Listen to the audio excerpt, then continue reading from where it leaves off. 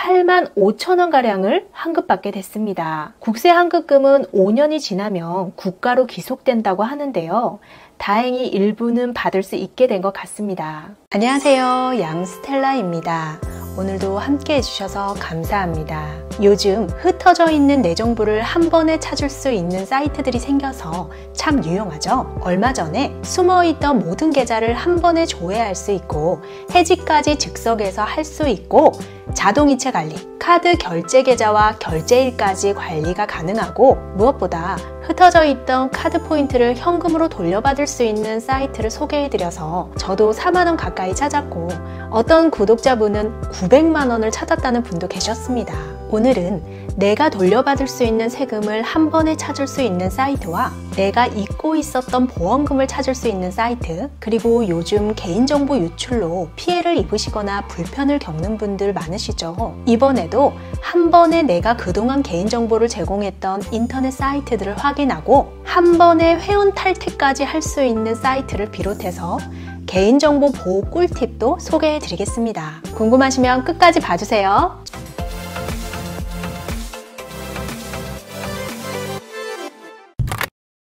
최근 개인정보 유출 문제가 상당히 심각하죠. 해킹으로 1,000만 명의 개인정보가 유출된 인터넷 쇼핑몰 인터파크. 인터파크는 해킹당한 사실조차 2달이나 까맣게 몰랐습니다. 그나마 다행히 인터파크의 경우에는 법원에서 1인당 10만원씩 배상하라는 판결이 났지만 요즘 인터넷으로 워낙 많은 사이트에 회원가입하면서 개인정보 동의를 비롯해서 기억할 수 없을 만큼 여러 곳에 내 정보를 제공했죠. 이렇게 내가 주민등록번호를 입력하고 개인정보 제공에 동의한 사이트를 한 번에 확인하고 한 번에 회원 탈퇴를 할 수 있는 사이트가 있습니다. 바로 e프라이버시 클린 서비스인데요. 제가 바로 확인해보고 회원 탈퇴까지 해보겠습니다. 검색창에 e프라이버시 클린 서비스를 검색하셔서 홈페이지에 들어가시면 이렇게 나오는데요. 본인 확인 내역 조회에서 아이러니하게 여기에서도 또 개인정보 수집 이용에 동의해야 합니다. 휴대폰 인증으로 본인 확인하고 이름이랑 주민등록번호 입력하면 이렇게 주민등록번호 본인 확인 내역, 아이핀 본인 확인 내역, 휴대폰 본인 확인 내역, 이렇게 내가 그동안 본인 확인을 위해 개인정보를 제공했던 내용들이 나옵니다. 저는 아이핀은 사용하지 않아서 주민등록번호하고 휴대폰 번호를 많이 제공했었는데요. 주민등록번호를 어디에 제공했었는지 보겠습니다. 작년 6월 달에는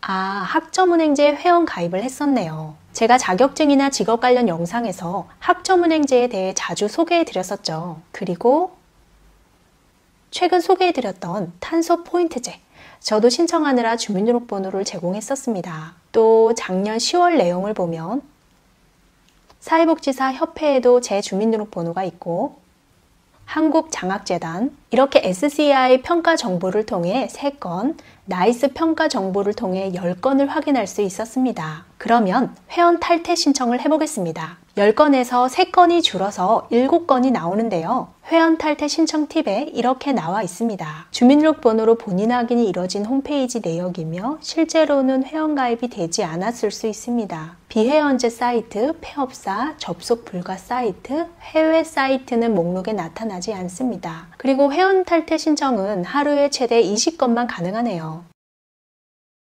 학점은행제는 놔두고 SK텔링크하고 이거는 고용노동부 민원 페이지인데요. 탈퇴 신청 해보겠습니다. 또 개인정보 수집 동의하고 이메일이랑 전화번호 입력하고 다음 누르고 신청서 접수 누르면 회원 탈퇴 신청이 완료됩니다. 이번엔 또 다른 개인정보 유출 사례인데요. 최근 텔레그램에서 코로나19 출입 명단이란 이름으로 사람들 개인정보가 팔리고 있어 경찰이 수사에 나섰습니다. 텔레그램에서 코로나19 출입 명단이라고 팔리고 있는 파일의 내용입니다. 이름, 전화번호, 사는 곳뿐만 아니라 체온도 적혀 있습니다. 이 파일에 기록된 개인정보는 10,000건이 넘습니다. 주로 홍보성 문자를 보내는 광고업체에서 사갑니다. 판매업자들은 이 개인정보 명단을 QR코드로 입력한 출입 기록을 해킹해서 만들었다고 주장합니다. 이렇게 최근 식당 출입할 때 필수로 전화번호 적으시거나 QR코드 찍으시잖아요. 처음에는 이름, 주소, 연락처를 모두 적어야 했지만 개인정보 유출이 많아서 이제는 거주지와 연락처만 적는 것으로 변경됐습니다. 거주지도 시군구 단위만 써도 되는데요. 전화번호는 모두 적어야 되죠. 하지만 뉴스에서 보신 것처럼 이 코로나 출입 명단 관리를 식당에서 개별적으로 하다 보니까 유출의 위험성은 굉장히 큰 것 같습니다. 그래서 개인 안심번호 제도가 시행됐는데요. 숫자 4자리와 한글 2자리로 구성된 총 6자의 고유번호로 네이버, 카카오, 패스에서 쉽게 확인할 수 있고 최초 1회 발급 후 코로나19 종식지까지 사용할 수 있습니다. 이것도 제가 바로 발급받아 보겠습니다. 저도 평소에 QR코드 사용을 안 하기 때문에 처음부터 해보겠습니다. 카카오톡 들어가셔서 아래쪽에 우물 정자 표시 누르고 우측 상단에 QR 체크인 들어가셔서 본인 인증 한번 하면 이렇게 QR코드가 나오는데요. 이 아래 부430 땡땡이라고 나오죠. 이게 개인 안심번호입니다. 앞으로는 전화번호 대신 이렇게 6자리 개인 안심번호를 적으시면 됩니다. 사용이 어려우신 부모님 대신 자녀분들이 대신 확인해 주시고 부모님께 알려주셔서 외워서 쓰시거나 휴대폰에 적어두시면 편리하고 안전하게 사용하실 수 있습니다.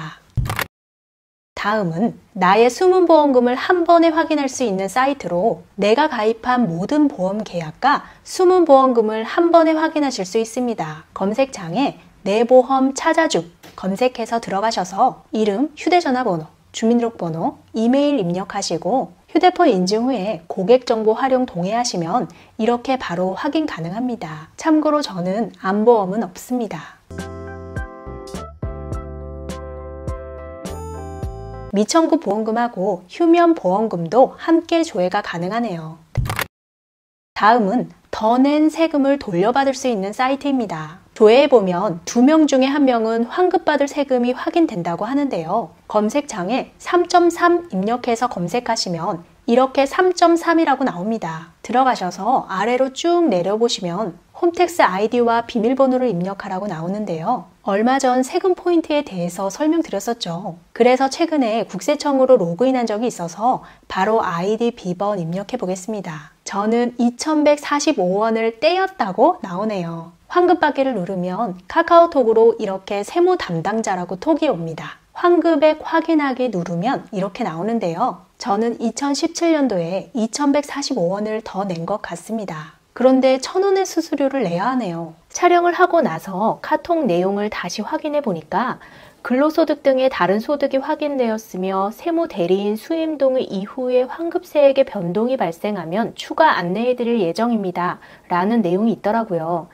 혹시나 해서 수수료 1,000원을 내고 최소한 1,145원이라도 받으려고 신청을 해봤습니다. 그런데 홈택스 수임 동의가 진행되지 않았다고 몇 차례 더 톡이 와서 홈택스에 들어가서 수임 동의 검색해보고 수임 동의 해임하는 페이지가 있더라고요. 들어가서 수임 동의했더니 몇 시간 후에 다시 톡이 왔습니다. 2017년 외에도 2015년, 2019년에 정기신고 외에 제가 몰랐던 다른 세금을 초과로 낸 것이 있었나 봐요. 그래서 3.3에서 기한 후 신고를 한 것 같습니다. 그래서 총 환급액이 85,745원이라고 나왔습니다. 신고 리포터를 볼 수 있는데요. 2015년에 44,000원, 2017년에 2,145원이 아니라 19,745원, 2019년에 22,000원을 환급받을 수 있게 돼서 85,000원가량을 환급받게 됐습니다. 국세 환급금은 5년이 지나면 국가로 귀속된다고 하는데요. 다행히 일부는 받을 수 있게 된 것 같습니다. 구독, 좋아요 부탁드립니다. 오늘은 개인정보, 보험, 세금과 관련된 유용한 사이트 3가지를 소개해 드렸는데요. 잠자는 계좌에서 900만원 찾으셨던 구독자님처럼 개인정보나 보험금, 세금과 관련해서 뜻밖의 우연히 발견한 정보들이 있으면 댓글로 남겨주세요. 끝까지 시청해 주셔서 감사합니다. 영상이 유익했다면 주변 분들에게 공유해 주시고 다음 영상에서 우리 또 만나요. 오늘도 행복하세요.